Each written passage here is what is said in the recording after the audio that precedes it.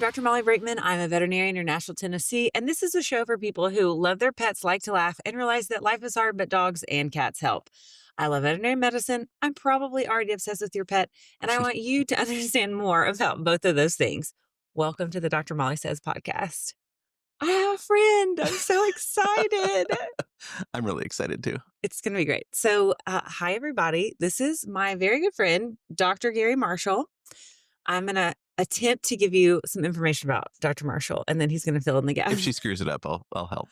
So Dr. Marshall is a veterinarian, and he lives near Seattle in Washington. And so Dr. Marshall has been a veterinarian for how many years? Oh gosh, 36. And where'd you go to vet school? Washington State University, go Cougs. Tried and true. And he recently retired from like clinical, Sort of. typical practice. I don't practice as much. He doesn't practice as much. So half retired, but that is because he sold his Feline-Only veterinary practice. Yeah. Which we're going to talk about. Okay. I'm fascinated by it. And what was the name of your practice? Island Cats Veterinary Island Hospital. Cats. We're going to talk about it. And his, as the owner of that practice, he had vet students come through and was an adjunct professor. Yes. For very good. Washington State University's veterinary program, which means vet students could clinically rotate through his practice. So we got to show students about feline practice, which is fascinating. Yeah.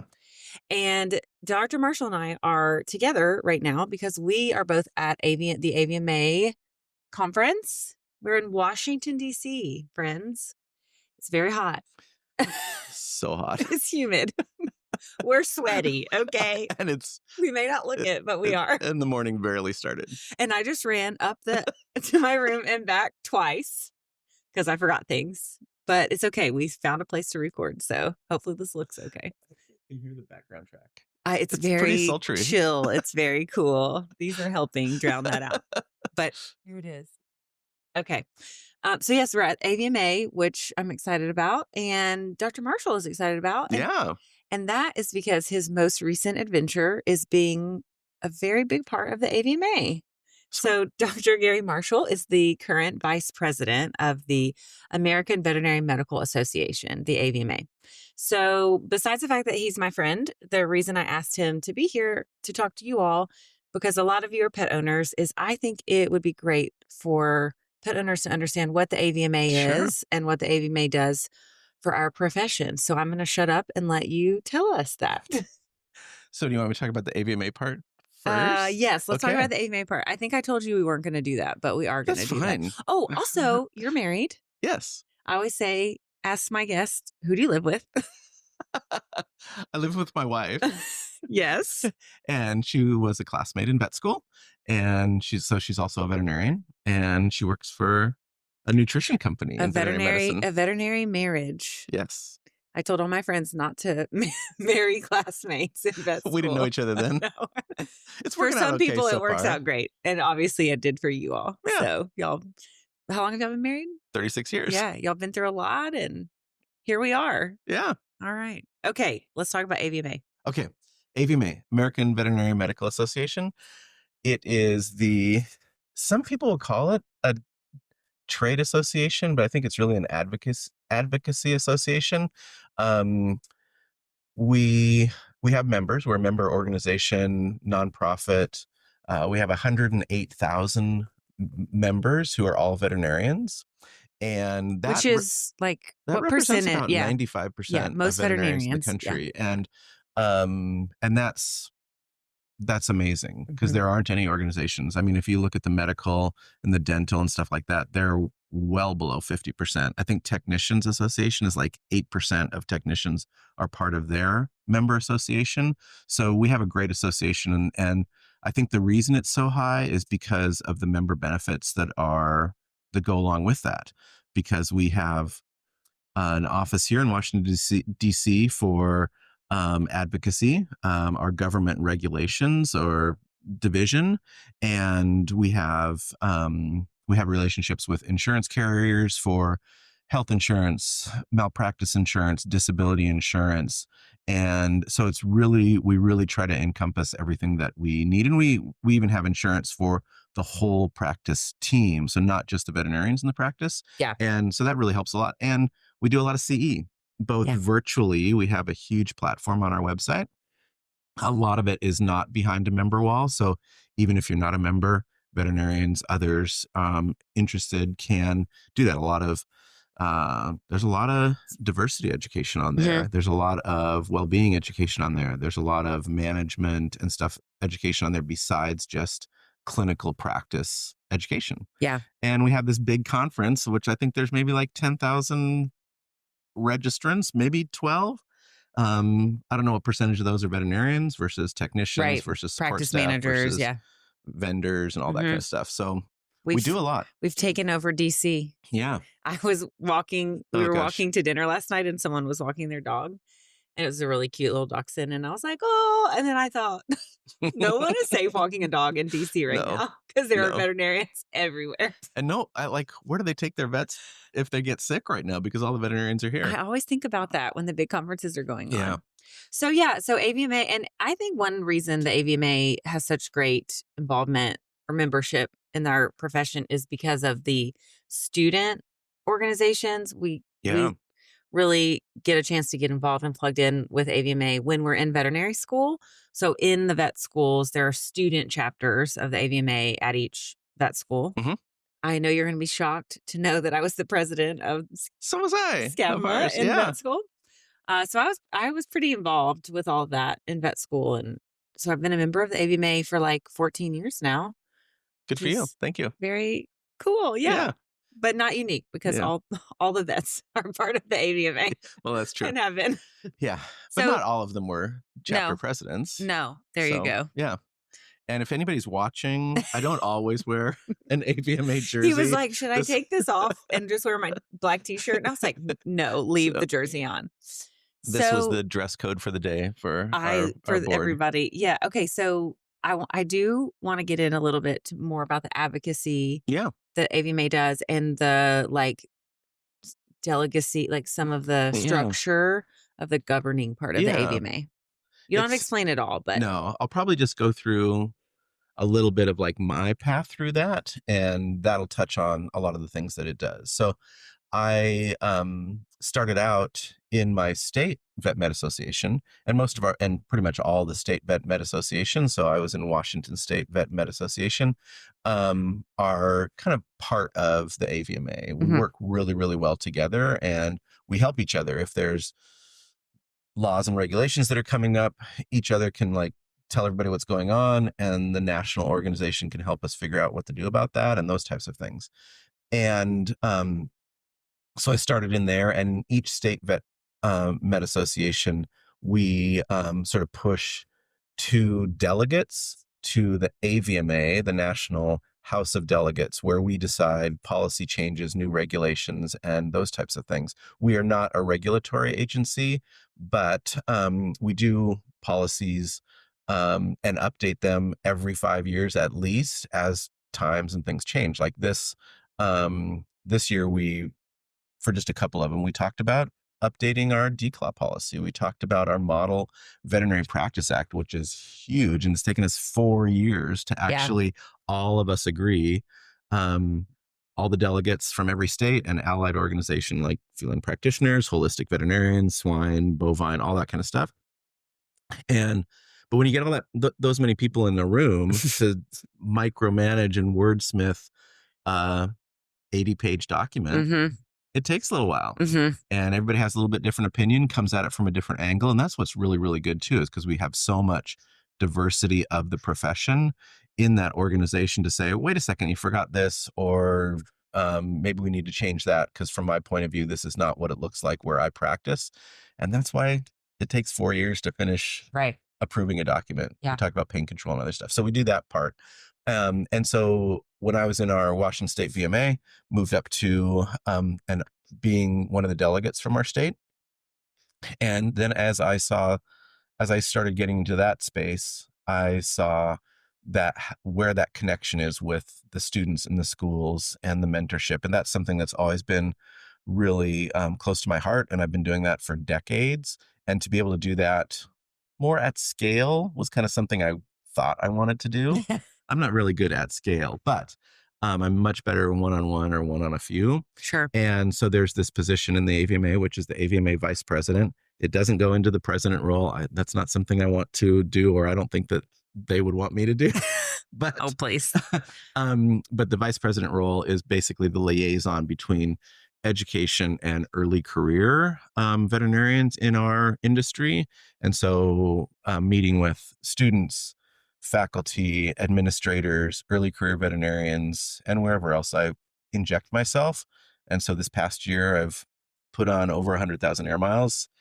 I know. I'm like, when are you home? Yeah, not very often. Visited 11 schools, had in other places had conversations with over 20 deans. This is my 15th conference of the year. Oh my goodness. I thought I went to a lot of conferences. And as you know, and as we know, like when we're at these conferences, they're like, it was exhausting. Very earlier today, like at 12:01 a.m. We were hanging out talking together with a bunch of people. And then here we are before breakfast. I texted him yesterday. I was like, "Are you still standing?" Because I hadn't seen him yet. I'm like, "Are you alive?"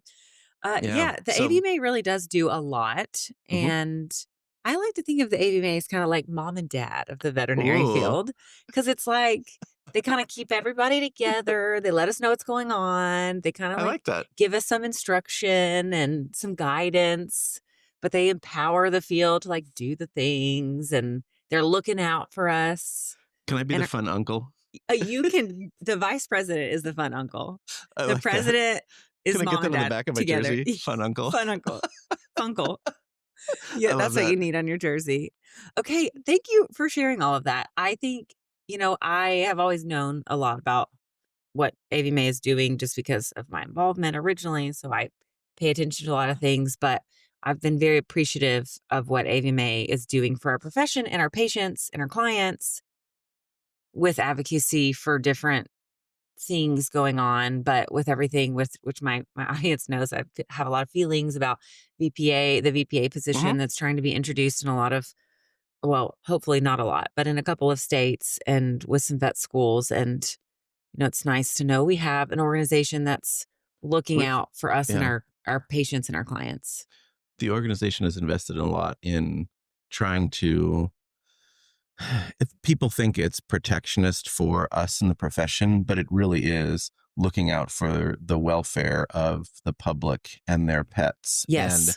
And access to not just care, but adequate care and really good quality care. Yeah. And sometimes, and you know that from your social media platform, sometimes saying the things that like, we really need to hear this, then you don't sound like the fun uncle anymore. Yeah. And it's not always the fun thing to say. Wait a second, that doesn't seem right. So it's really hard. And that's, I've had the honor and the privilege of being able to, with this position, with this role, to sit on the AVMA board of directors. That board of directors is kind of, for a lot of people that like Molly knows me and I'm on the board of directors. So hopefully she sees a little bit different light of that. Yeah. But to others, it's more like the strict parent. the strict parents. That never lets you have any fun. And that's not the case, but that's what they look like because they are working so hard to kind of keep everything in line. It's kind of that herding that cats or herding the kids to make sure nobody gets hurt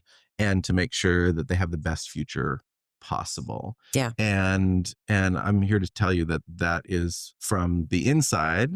That is really the way everybody works and acts, even though it doesn't maybe look like that from the outside. That's the motivation, the intention, and what everybody's striving for. Yeah. Anything that's like public policy land is difficult and complicated. And that is not the part of things that I wanted to enjoy, do when I wanted to become vice president, because I wanted to work with the future of the profession. Right. But part of that role, stuff that comes with that role, is also sitting in those boardrooms for 15 hours. Flying everywhere and going to all the conferences and doing all the things. So if you're a pet owner and you find this interesting, you can follow along with what the AVMA is doing. So social media, website. At AVMA Vets. At AVMA Vets. So check it out. Okay. I want to talk about feline-only veterinary practice. Yeah. So for people listening, I'm going to shut up in just a second because I just want you to talk about it. Oh my But gosh. for people listening, there are a couple of things I want to make sure we talk about.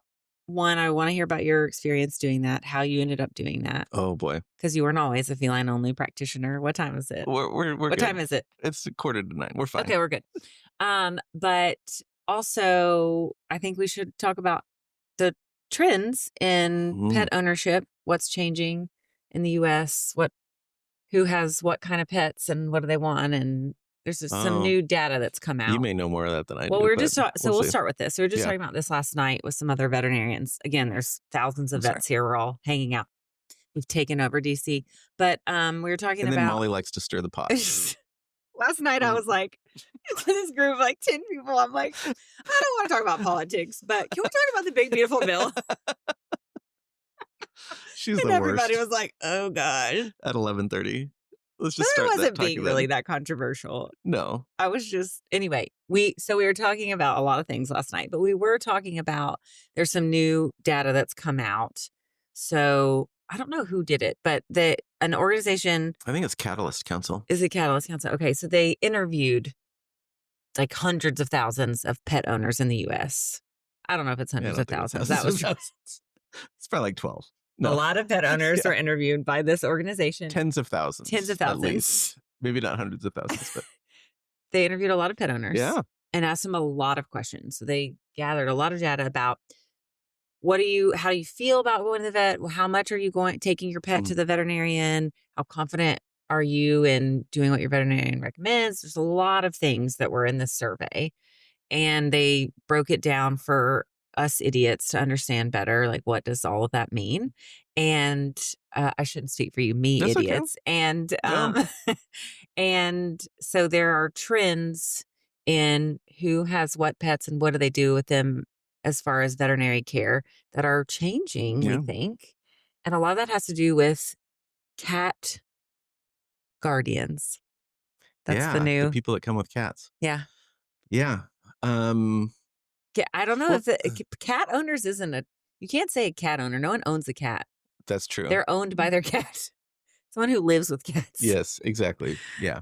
And even just the way people interact with their cats has changed over the last decades. I've been doing this a long time. And so when I started a feline practice in 1996, people were like, do you like just want to go broke? And get mauled all the time? Yeah. Yes. Because it used to be that, people had dogs and cats and the cats were just outside and they really only brought the cats in if it's like, I guess we're supposed to, we have to, or this or that. And now that's not the case. I mean, cats are everywhere. They're really close companions. They're probably in beds more than dogs are in beds. Oh, 100%. Yeah. Yeah. And maybe we can talk about why we think pets came inside. That'd be a good topic. But anyway, that's probably it's something I love to talk about. Okay. Anyway, so where were we? So cats. So cats came inside, basically.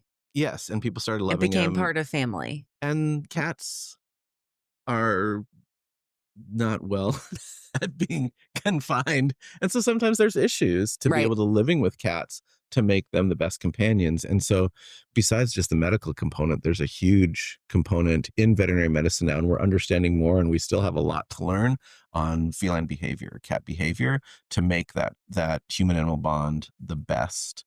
And so it's been a big evolving trend. And I didn't get into feline practice because it's like I just want to work with cats and I'm just there for cats. But it was at the time in the 90s, it was kind of a branching out business move to try to do another type of practice because I already had a general practice. And then starting to do it, I realized like this is not the same. Right. And somebody so should do 1996. Wow. So have things changed since then? Mm-hmm. And in Seattle, we were pretty progressive as far as even then, like I was the fourth, maybe more, I think the fourth feline practice just within about 10 miles, 10, 15 miles in the Seattle area. And whereas there's probably still states that don't have a feline only practice. Probably close to me. Dakota, South Dakota, and maybe Alabama. and I bet they do. Birmingham, I bet, has a cat only practice.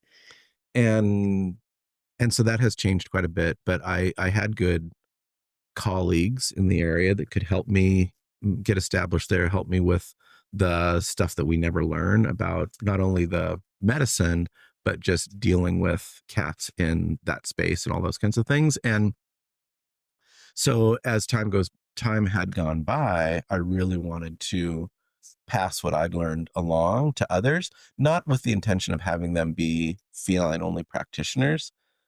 Have you been in very many feline-only practices? No. Oh. I was going to say, like... Well, you got to come over. I know, I need to come. But, like, what's it like in a feline-only practice? No shade, but a lot of feline practices are pretty weird. I can only imagine. I'm trying. I'm sure there's one in Nashville. I just don't know what it is. Accumulation of the individuals that are so passionate about cats that get together in a group and then do this business. I promise there are cat people listening to this, just laughing right now. They're like, yep. Yeah. And so they're just like with general practice, dog and cat practice, they're all going to be very different. But the one thing, so I wanted to train veterinary students to be the best cat practitioner in a general practice. Yeah, wherever they are. And then they can spread that news to all those other practitioners that they're with and the support staff to say, hey, we can do this better. Because one of the things that, like, if you have cats that you go to a GP and they're always like saying, we got to drug your cat so we can get them in here and do the things that we need to do to them, which there's nothing wrong with. But these vet students that signed up for my rotation, number one reason is because I want to learn how to deal with fractious or cats that don't want to be touched, we want to help them and they don't want to be helped. And then they come through my practice and they're like, well, when are we going to see some fractious cats? Where are the fractious cats? Like, we're in a cat practice. Don't do, And it's not just that there's no dogs there. It's that that's all we focus on. Everything is tailored to that. Yeah. And just so the vibe is completely different. It should be. Yeah. Treating dogs and treating cats are different species because they are different species.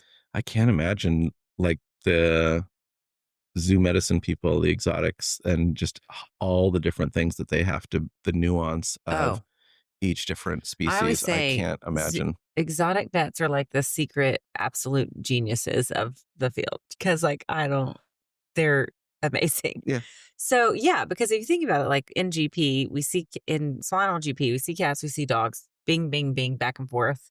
And it should be such a pivot, but I do think it's hard. Yeah, it's hard. And with the demands going from one to another, it's hard to completely change your demeanor. Because the thing that you will notice first in a feline practice, tell us.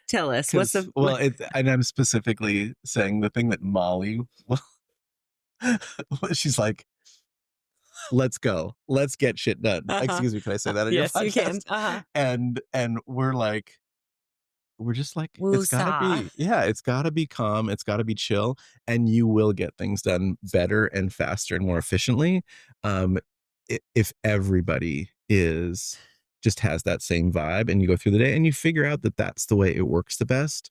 And I don't know if there's any practitioners that listen to your podcast are with us, but it's such a sustainable career in feline practice because, as you know, it's like in GP, I mean, we're all pretty exhausted, but you are exhausted by the end of the day with crawling around on the floor and doing all this, and there's somebody waiting all the time. And we just look at least in my practice, we look at it like, we're going to take our time. I mean, 30 to 40 minute appointments. And feline practice is less physical than canine practice. Just but also it's not 100. We don't have 100-pound cats, right?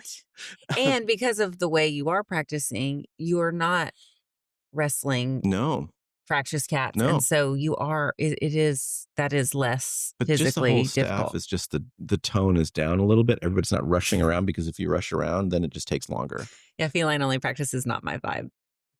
I probably would and could love it. But at first that would be hard for me Yeah. because because in GP, we're just like, you got to get Yeah. through it. You You're a got to pinball. and you got to move on to the next thing. Yeah. And we build it in that And that's cats not the don't, case. and that's not what cats or cat Yeah. owners want. And that brings up kind of coming back around, if that's okay, Yeah. to where you're collecting that data. Yeah. And I don't know if any of your listeners are interested in like the revenue and the numbers side of practice, but another thing that's like people investing in practices and doing this is that the financial rewards of a feline-only practice are not as high. The trends are that there's more cat owners now, trending up more cat owners, and those cat owners are starting to become more visits to the veterinarian. They're taking their cats in because they're their little Their babies family, and their yeah. family members, and they get more concerned about them. And when they do come in, the revenue, the amount of dollars that you spend on your pet is never going to be as high as with dogs. Right. And so we have to figure out other ways to make those practices sustainable so we can be that best advocate in that particular space and do it well. But a lot of people are going to say, look at the numbers and say, that's not a good investment in me. I'm going to do this part of the business instead. So we can generate more income. We can have a nice facility. We can, for our clients and patients to come into, we can pay our support staff the best and all that. And that's a lot harder in a feline-only practice I feel, to do it well, because even if it was the same amount of revenue per minute, for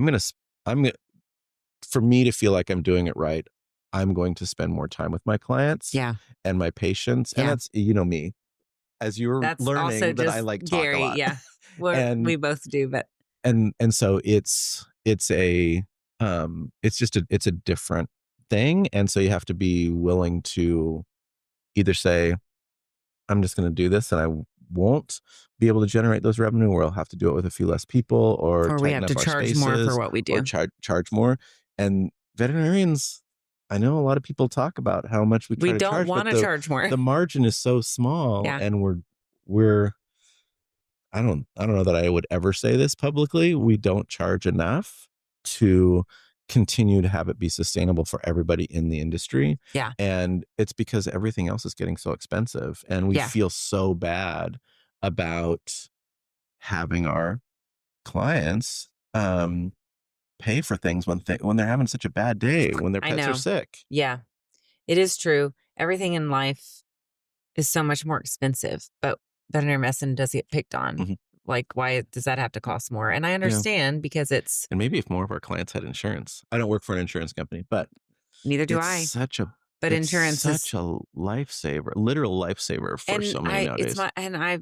Pet insurance for cats is pretty affordable. Yeah. Pet insurance for cats is affordable. You should get pet insurance for your cat and get it now. Yeah. Get it yesterday before they were sick. And other countries are, like parts of, I think, Nordic countries, the UK, I think they're like 60+% of pet owners have insurance. And here we're like 3%. Yeah. So, and many of us are trying to help spread the word that speak to pet owners, like insurance. It solves a lot of problems. Yeah. Not every problem, but a lot of problems. And they're not obviously they're not all created equal.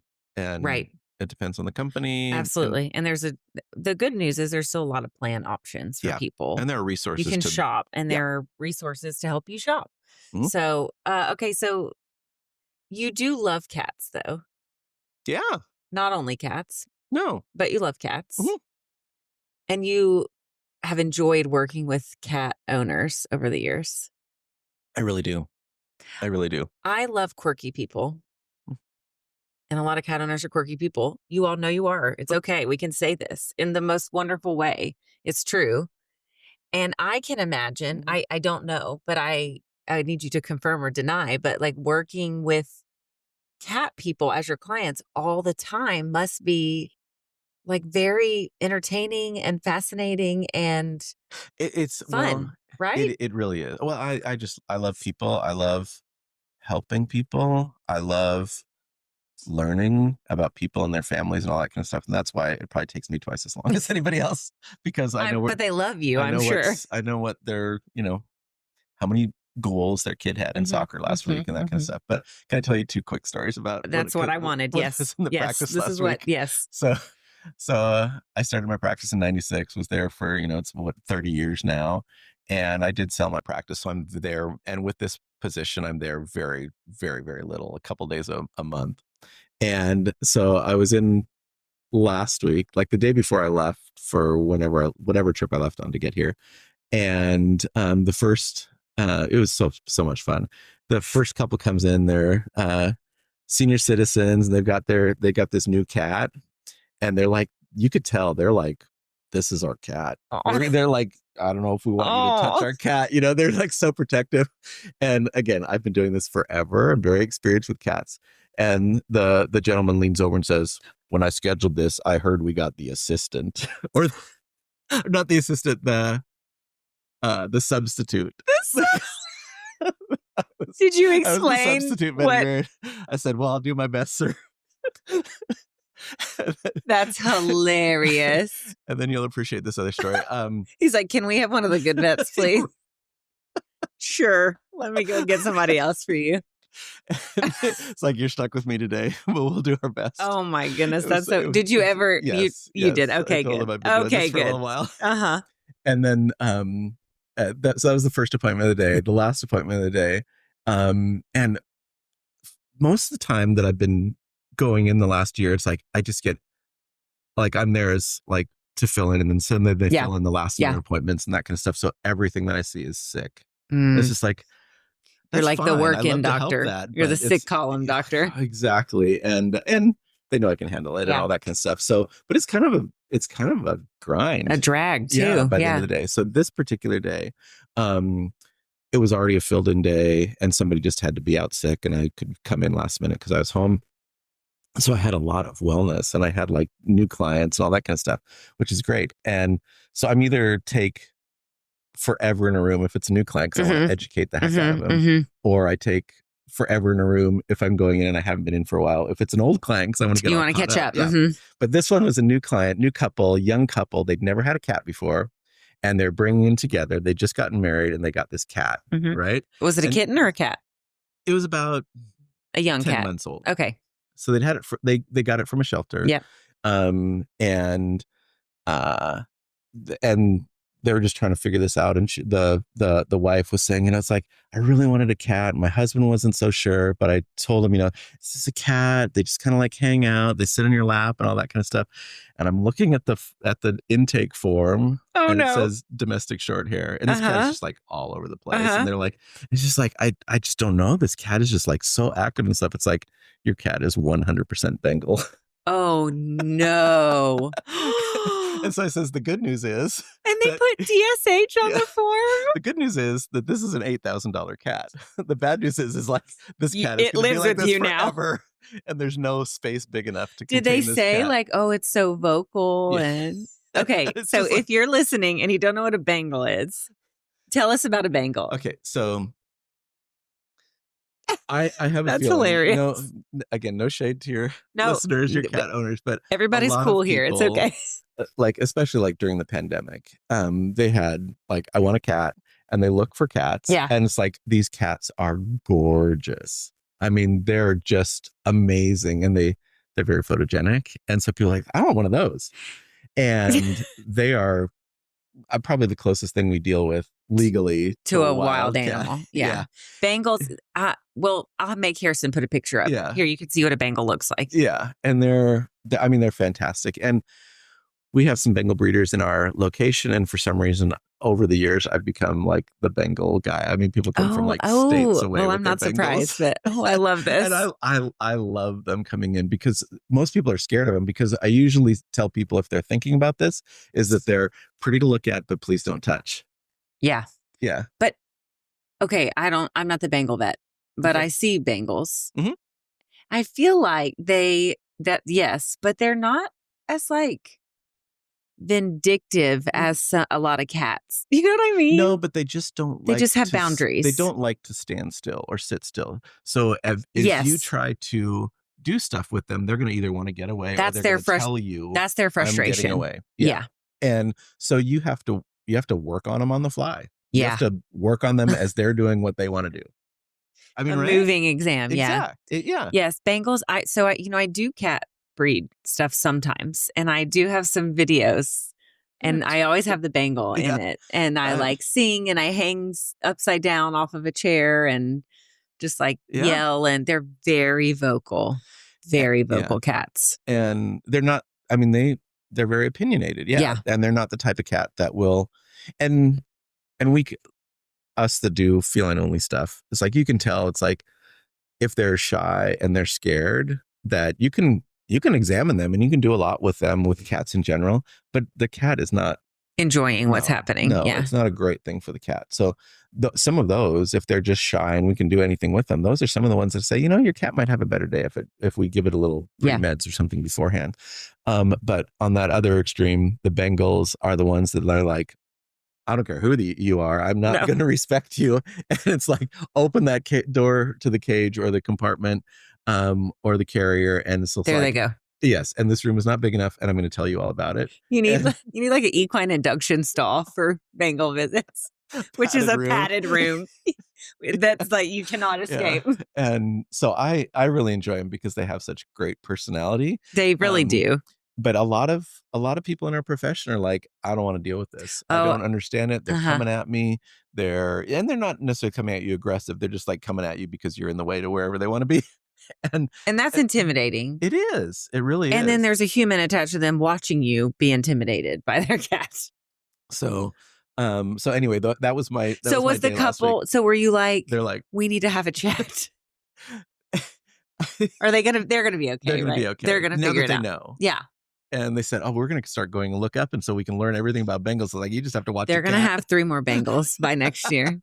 Maybe not. Hopefully they'll still be married. Yeah. Oh, and they just got married, right? Oh, that's hilarious. And now they have a Bengal.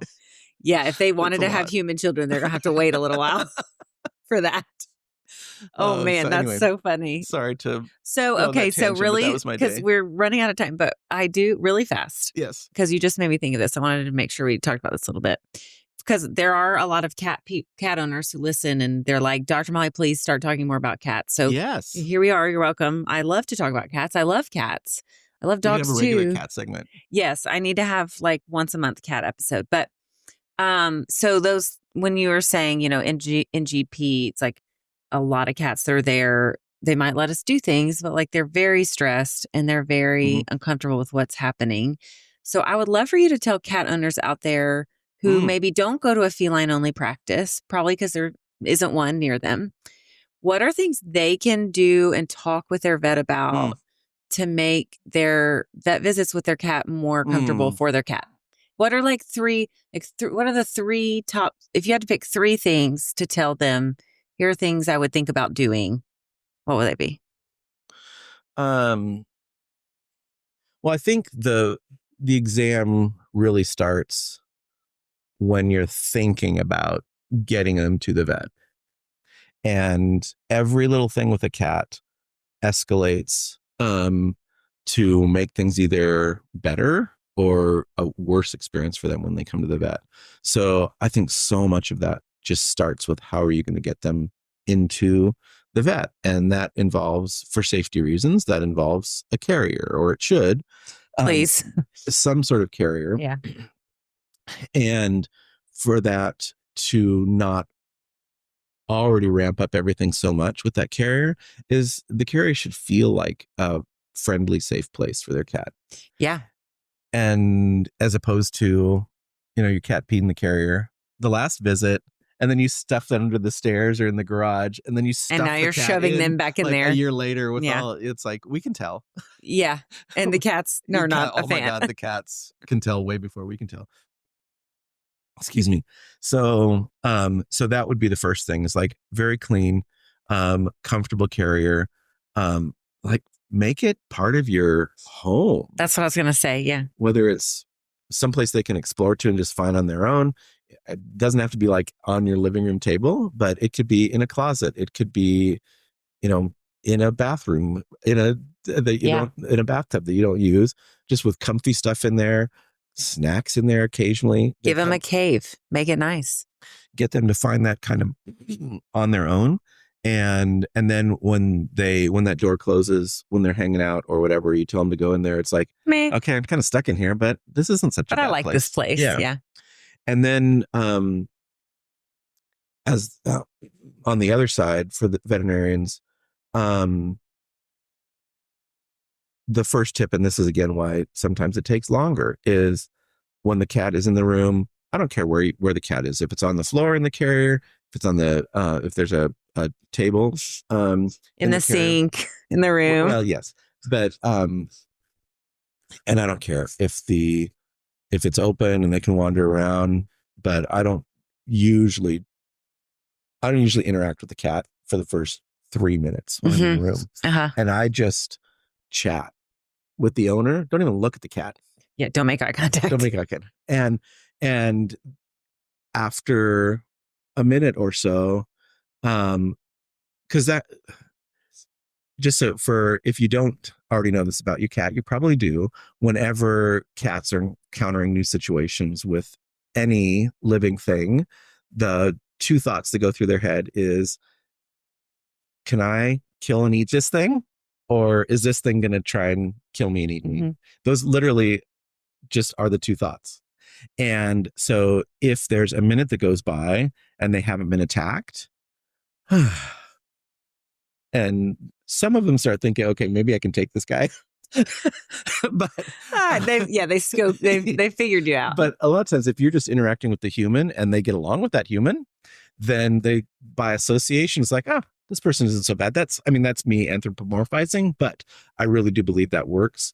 And so, as an advocate for your pet, whether it's in a feline-only practice or a dog and cat practice or wherever, you are okay to say, hey, let's just talk for a second. Let's just share a little bit, whatever. And we'll, let me tell you about what's going on before they just grab the cat and go.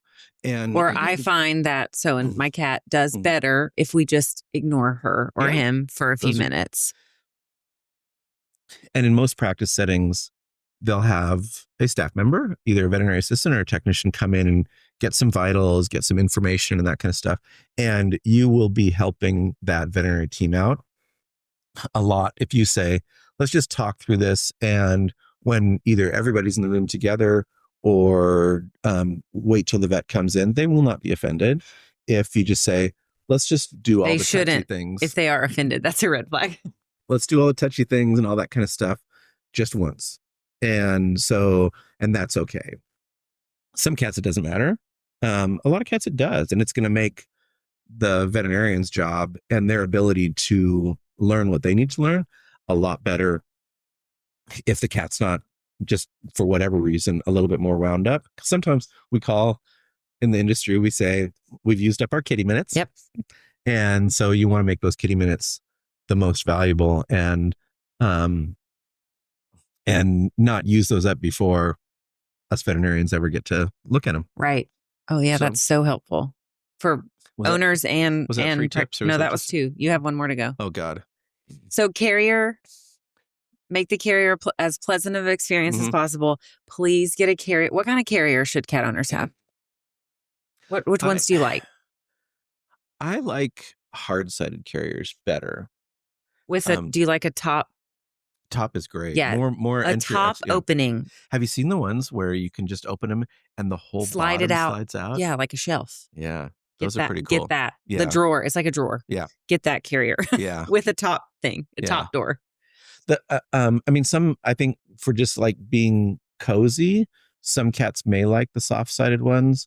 But you can put soft things inside a hard-sided carrier though. But just extracting them from a soft-sided carrier is just a lot more stressful. It's clunky. You have to they grab it and they can get stuck on them and all that kind of stuff. But okay, so the carrier in the room, take some time. Yes. And the third one I would say is, and it's good to have dialogue about this because there can be different reasons why this would be suggested. But if your veterinary team does suggest that the next time we come in, we want you to have some pre-medications to make your cat more calm. Don't be offended.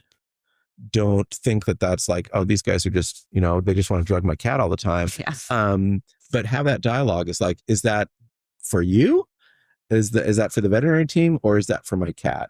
And the answer is yes. Yes, it should be both, but it shouldn't only just be for the veterinary team. There should be a justifiable reason why it's going to make the experience for your cat a better experience. And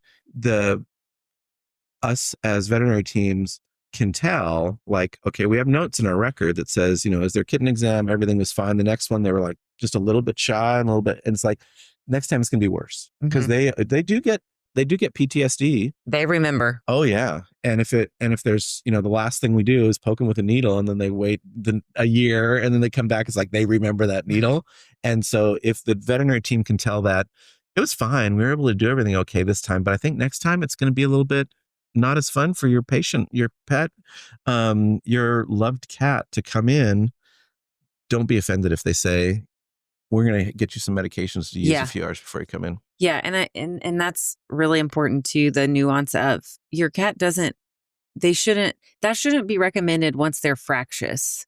Like, because then it's going to itch. Yeah. So, a good veterinary team that sees cats recognizes, like you said, the signs that this is getting worse.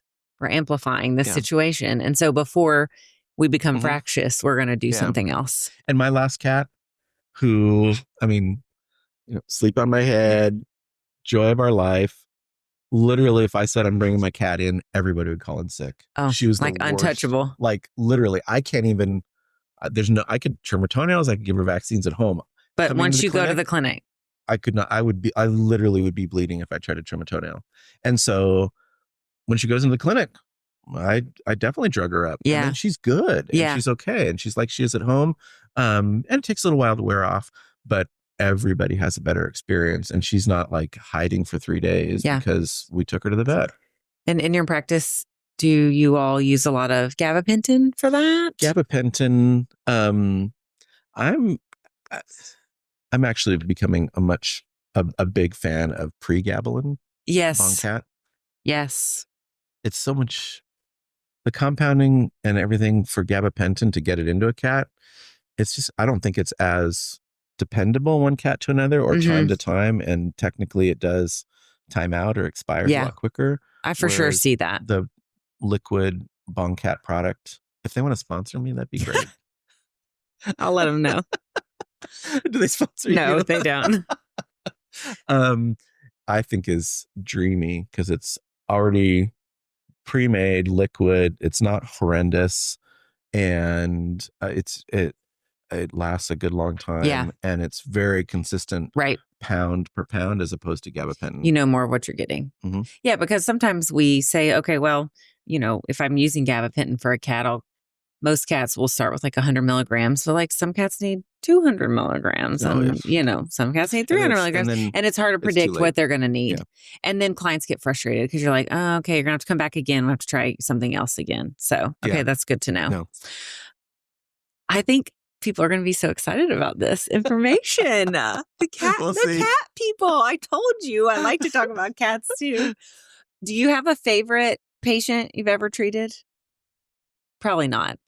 Yeah, I mean, there's always favorites, and they come and go. I've been doing this a long time, so I've been practicing longer than any cat that I've had has lived. so they do come through, but there certainly are ones that are memorable. And the one that comes to mind the most is British Shorthair. I typically like British short hairs. They're so I don't soft. see many of them, but and there's a couple that it's like they don't like coming in, but most of them are just like, whatever, this is what we're doing right now. I'm just gonna be here and do it, and they just let you love on them and treat them and help them, and they're not super negatively impacted by going on an adventure. And it's hard. We can do some. They're the Gary Marshalls of the cats. There you go. Yes. So I ask my guests and I never warn them. So if they listen, they know. But I always ask my guests, if you were a dog breed, what would it be? But I'm going to ask, 100%. okay, but if you were a cat, what would it be? A cat breed, a British Shorthair. Probably British Shorthair. Yeah. Yeah. Because I'm kind of round like a British Shorthair. You're just happy to be around whoever and doing the things, and you're very cooperative.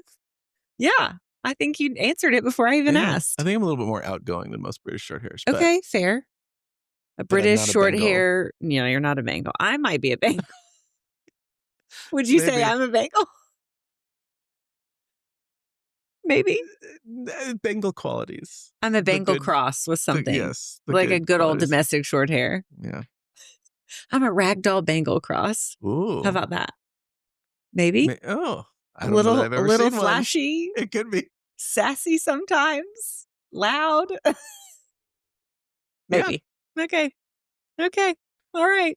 Yeah, that's what I'm going to do. If it's a cat person that's here, I'm going to ask them what breed of cat they would be. But yeah, 100% golden retriever. Golden retriever. Yeah. And yeah, so the British Shorthairs are the golden retrievers of the cat world, right? Would you say that too? Fair? They don't fetch, though. That's the Maine Coons. Do Bengals fetch? No, they wouldn't bring something back. Yeah. If they feel like it that day. They'll go after it and kill it. Yeah. And then see what I did? Bye. That's what they would do. But a Maine Coon will bring it back to you. I will rip the sheetrock off the wall until you do. Do you have a lot of Maine Coons there? Not too many. Yeah. But we have some. We have a lot that people say are Maine Coons. Right. My Maine Coon cross. And I say, of course it is. Sorry. It's a beautiful Maine Coon. Yeah, inside the industry thing that if you say your cat is a certain breed, it is that breed. Yes. Unless I see that. Domestic short hair, they're actually a Bengal. And it's very important that you let them know. All right. Dr. Gary Marshall has important things to go do because he is the vice president of the AVMA. So I'm going to let him go do those things. But I'm so glad we did this. I'm so glad you're here. Yeah. Thank you for chatting and filling us in. And well, you've been on my podcast, so I had to come be on your podcast. We had to return the favor. And you did see his face if you watched the podcast. Not my face, but his face. We did the episode with Tanisha recently. So technically this is your second time because we did it as like a collab podcast episode. Do you want people to find you on the internet? Sure. Tell them where to find you. There's a story behind it. You'll have to find that on your own. But my handle is It Might Get Weird with periods in between the words. So you can ask. You can come on there. Find me on Instagram. I don't do the other social media platforms because one is more than enough for me. Yeah. And ask me why we named it It Might Get Weird. All right. Well, thank you for being here. And thank you all for listening. This has been another episode of the Dr. Molly Says podcast. You can find me at Dr. Molly Says and the podcast page, Dr. Molly Says Pod. We will post every episode on YouTube so you can watch or listen anywhere you listen to podcasts. Make sure to leave a review and subscribe. And we will see you next week on the Dr. Molly Says podcast. Bye. Bye.